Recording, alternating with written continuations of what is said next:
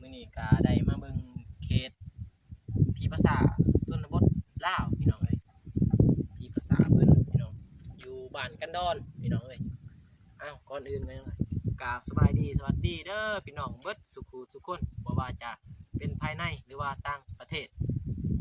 ก็กราบสบายดีสวัสดีพี่น้องเบิดสุขุสุคนเข้าสู่ช่องบ่าวสายชาแนลพี่น้องเอ้ยมื้อนี้บ่าวสายก็ได้เบิ่งพี่ภาษาเขตชนบทลาวพี่น้องไปเลาะเบิ่งเลาะส้มพี่น้องเอ้ยทางชนบทลาวไต่เฮาพี่น้องได้ยินข่าวลือว่าโด่งดังพี่น้องเอ้ยพี่ภาษาพี่น้องเราใส่ก็เคยเห็นแล้วพี่น้องเอ้ยแต่ว่าอยากให้ FC เบิ่งเราใส่แต่เพราะว่าทางไปหน้าของเบาสายพี่น้องเอ้ยสยองเนาะพี่น้อง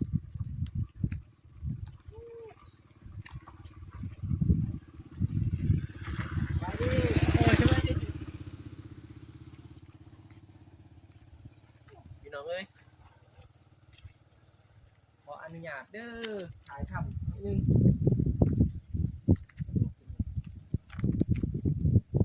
สยองอยู่พี่น้องเอ้ยเบาสายกันสั้นใจสั้นพี่น้องเอ้ยมันเป็นแบบนี้เลยเนาะเขาบ่ได้ทมในยังพี่น้องเอ้ยทางภาษาบ้านกันดอนพี่น้องบ้านกันดอนใหม่ไปเบิ่งไปส้มพี่น้องเอ้ย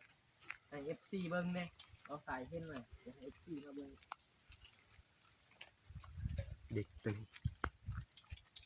พี่น้องเอ้ยน่าสยองอยู่ได้นี่มีวันที่เดือนปีเนาะพี่น้องซื้อมรณะกรรมพี่น้องมันจะเป็นเพื่อนเลยพี่น้อง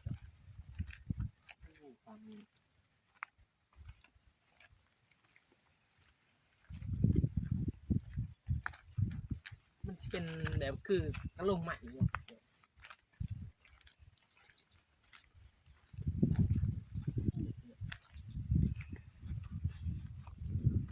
สมควรพี่น้องเอ้ย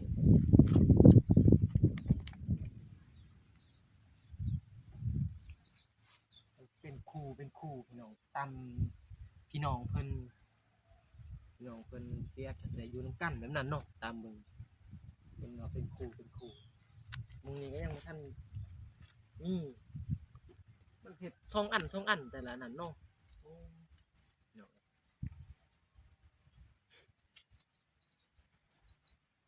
ขันมากกลางคืนนี่ย่างไม่ได้พี่น้องเอ้ย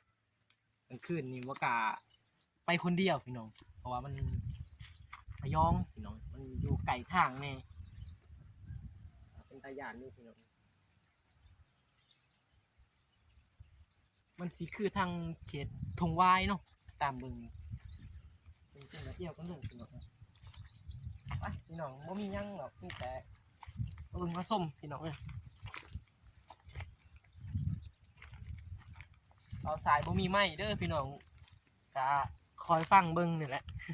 ไม่บ่มียังบ่กล้าเข้าไปพี่น้องเอ้ยย่างตามทางบ่กล้าอนุญาตเข้าพี่น้องย่านเดี๋ยวเขาสิพิษอย่างพิษนี่พี่น้องเอ้ยตามที่เขาท่านหูเขาท่านหูศาสนาเขาพี่น้องเขาก็ไปตามทางไปนี่แหละบ่สายเป็นว่าพี่น้องมีแต่เบิ่งไปนำกันพี่น้อง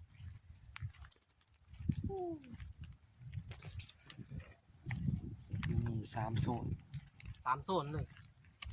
โซนนี้และลายเนาะพี่น้องไปย่างเลาะเบิ่งใกล้เติบพี่น้องพุ่น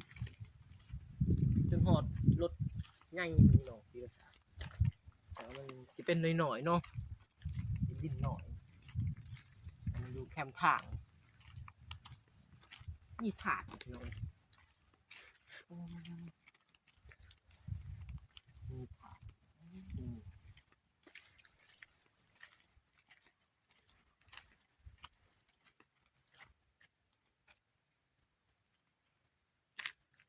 มีถาดแบบอยู่วัด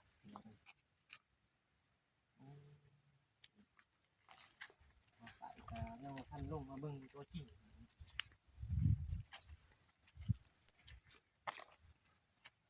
จำหยุดลงไปพี่น้องไปเบิ่งทางลมอีกพี่น้องเพราะมันใกล้จากฝุ่นมากพี่ นี่เอามาใหม่เลย ตัวนี้เอามาใหม่ ทางทางนี้ บกะเขาไปรอบพี่น้องเอ้ยยางไหลตามทางนี่แหละโอ้ย ลงซุ่มเขาไอ้มึงพี่น้องอย่างคืออยาก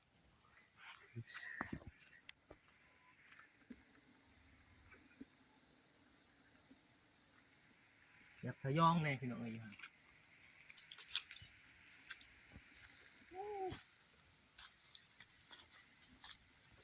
คนนี้เว้ย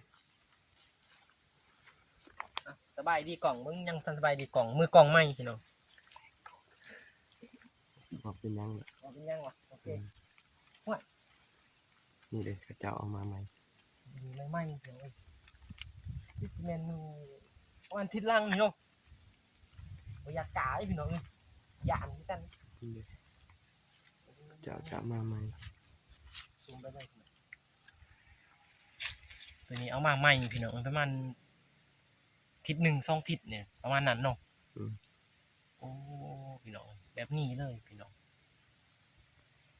คือภาษาเอามาไม่ไหมพี่น้องโอ้ตายานเนาะพี่น้องไม่ไหมสดเลยมันสองสามทิศนี่แหละพี่น้องจุดก่อนเที่ยงประมาณทิศหนึ่งสองทิศนี่เนาะเบิ่งงาที่เข้าทางเขาไปคือไม่ไหมพี่น้องเลย แม่นมาก หนาสยองพี่น้องเลยใกล้เติมได้พี่น้องฮอดที่บกล้าเขาไปพี่น้องเลย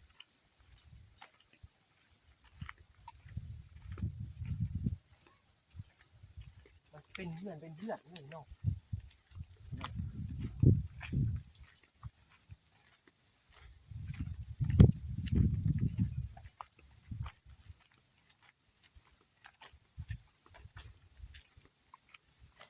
ลูกเพียงนี่พี่น้องใกล้เติมพี่สาว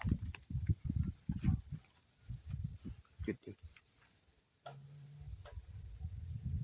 บ่หยุดใกล้ สบายดี เสียดินหยุดใกล้เจ๋งลูกเพียงนี่พี่น้องเลยพี่ภาษาเพิ่นใกล้เติมเนาะแต่ผุนเนาะ ไก่เถอะ ความยาวแต่รถเบาสายโอ้นะวงโค้งพี่น้องหอดพี่อ่ะพี่น้องบ่มีหยังหลายพี่น้องมีแต่มาเบิ่งที่ภาษาทเท่านี้แหละพี่น้องเบาสายกะสิได้ขอตัวจบคลิปเพียงเท่านี้เด้อพี่น้องมีแต่ฝากติดตามส่องเบาสายเด้อพี่น้องเอ้าก่อนอื่นกราบขอบใจ FC หลายๆที่เข้ามาติดตามชมส่องเบาสายกะ จงมีแต่ความสุขความเจริญเด้อพี่น้องปรารถนาสิ่งใดก็ขอให้ได้สิ่งนั้นให้ได้ดังดมปรารถนาความเจ็บอย่าสุใดความไข่อย่าสุมีให้ทำรวยๆเฮงๆปังๆเด้อพี่น้อง FC สุขูสุขคนคลิปนี้เบาใส่จะจบเพียงเท่านี้พอกันใหม่คลิปหน้าเด้อพี่น้องคลิปนี้ขอกล่าวคำว่าสบายดีพี่น้องบ๊ายบาย